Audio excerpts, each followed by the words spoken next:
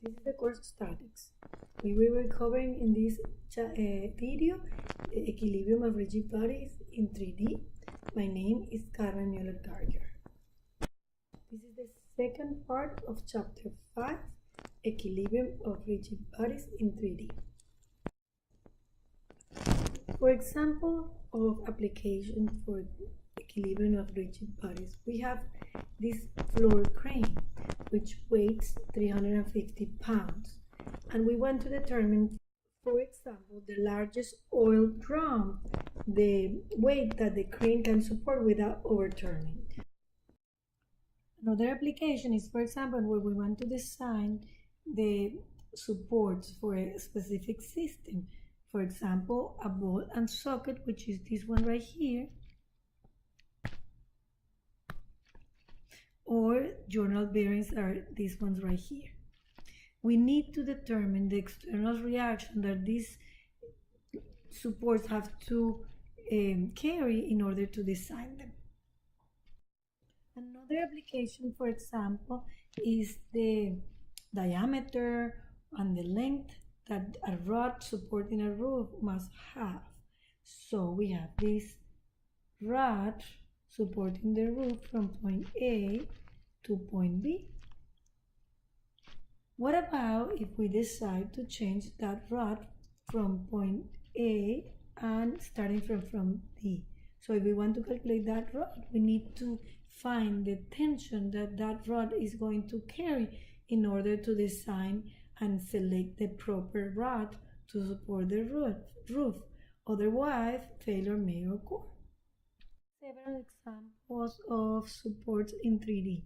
The first one is the cable right here, this one, which is similar to that one here, and that is only restricting 1 degree of freedom, and therefore we only have one reaction. And then the second one, we have the long journal bearings that they prevent the system to rotate in the directions perpendicular to the device and only allow the rotation respect to its own axis and allows the displacement. So we will have 5 reactions because we have the displacements and the rotations perpendicular to the bearings are restricted. Another important support is the single smooth pin. We, as you recall, from 2D, we had the single pin, right? And when we had the pin and we did the free body diagram, we had 2 reactions, one in Y and one in X. In 3D, it's similar, but it also prevents rotation. So, and it prevents three displacement because it prevents the motion in all 3 directions and prevent motion in 2 axes. So it only allows the motion respect to the axis. So the only motion that is allowed is this axis. So this is the motion that is allowed.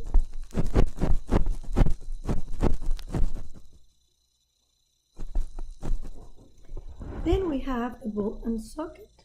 The ball and socket only prevents displacement. It doesn't prevent any rotation. So we can move in the 3 directions in rotation. So those 3 motions are allowed. So that will be a theta y, theta x, and theta c are allowed, and all the displacements are restricted. Therefore, we have 3 reactions that represent the displacements that are restricted. There are some other supports, for example, a smooth surface, that the restriction is only a normal force. So we have here, so this is a normal force. Then we have the roller that also only represent a normal force. We already talked about the ball and socket. We already talked about the single joiner bearing. Let me write here, that's a long single joiner bearing. And then we have a square shaft. So if we have a square, also the rotation along its own axis is also restricted. So the only motion that we are allowed to do in this bearing is along the axis. This is allowed. But as you see from the 6 degrees of freedom, only one is permitted or allowed, and out of the 6, 5 are restricted. Therefore, we have 2 reactions in this place, these 2, and 3 reactions in rotation, which are these 3 moments. So here we see the single smooth pin. We already talked about that. And single hinge. That's very similar to the single smooth pin when you have 5 reactions, 3 displacements, these 3 forces, and 2 rotations. And then we have a fixed support where we have 3 displacements restricted and 3 rotations. So we have 3 forces and 3 moments. Well, here you see the similarity or the mechanical representation of human body joints. We have, for example, here a hinge. This is a simple support. Our hip is a ball and socket support. Here we have simple support for the knee and so forth. When we talk about equilibrium in 3D for a rigid body, we have to make the resultant force equals to 0 and the resultant moment respect to a point equal to 0 as well. And that gives us 6 scalar equations of equilibrium. 3 in respect to displacement and 3 respect to rotation. We can determine the moment equations about any point. Usually we choose the point where the maximum number of unknown forces are present to simplify our solution. Any forces passing through a point where a moment are taken do not appear in the moment equation because there is no distance. Recall the calculation of moment about an axis. Remember that the moment respect to any point is the distance cross product the force, and when we want to calculate the moment about an axis, we have to dot product the vector, unit vector of that axis. And we recall as well that we have 2 particular cases that moment is always perpendicular to the force. So in case of that the axis is parallel to the force, then the moment will be perpendicular to that axis and the moment about that axis will be 0. And we also know that the force vectors are sliding vectors. So if my line of action of the force crosses the axis in any point, then I can slide the force over here, and then I will not have any distance. Therefore, the moment respect to that axis will be 0. Also remember that if a bearing or hinge are short, they do not prevent a large object to rotate. Therefore, it is usually preferred to use 2 or more to prevent that rotation. That's the case of, for example, here, that hinge only prevents displacements in these 2 directions, and this one will prevent displacement in these 2 directions, and this one will prevent in this direction. So they allowed rotation in each of them, but as a whole, they don't allow the rotation of the body. Those hinges only produce forces and they do not produce moment. Here we see the free body diagrams of those elements. As I said, in this body, I only prevents the displacement, and here only prevents the displacement, and here the displacement only. In this case, we have a short bearing, but since we have two bearings, here we have one and here we have one, then we can say that the rotation is prevented. So we can say that this thing doesn't rotate in this direction and it doesn't rotate in this direction. The same here, we have a short hinge, and that short hinge generates only forces and does not generate moment, and this short bearing only generates forces and not moment.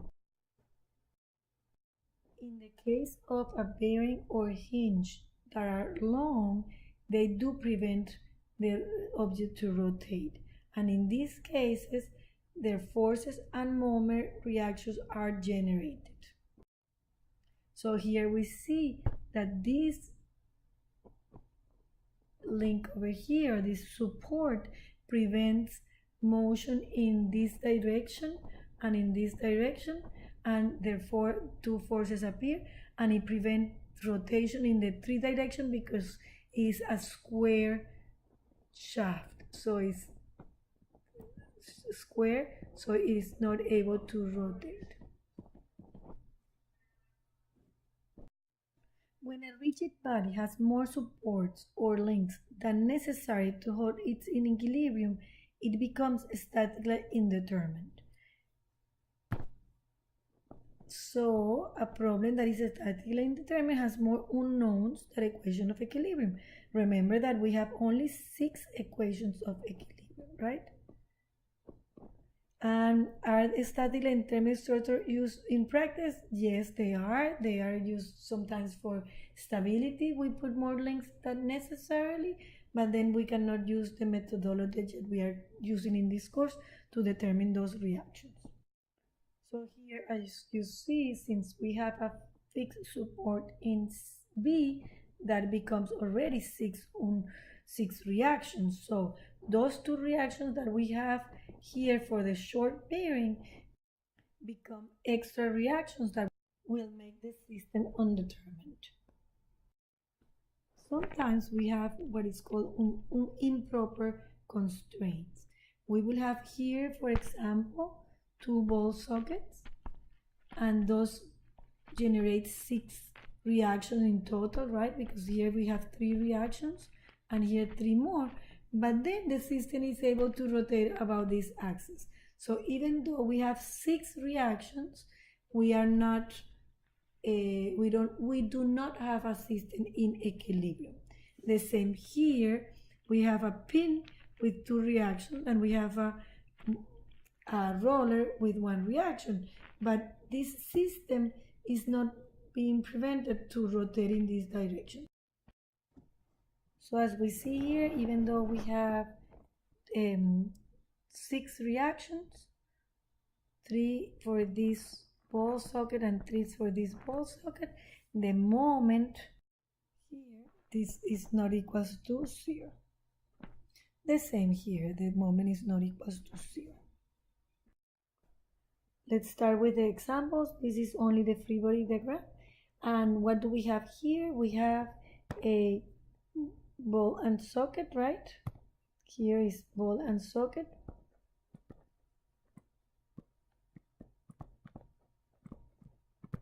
And here we have a cord that is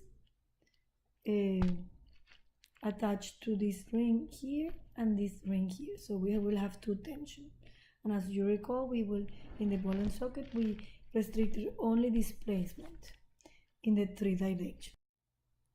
Here we see the free body diagram, 3 reactions in A due to the ball and socket, and then we have 2 tensions due to the cord. And of course, we in our free body diagram, we never forget the external forces, which is this one right here. This is the last slide of this video, and next we will solve some problems.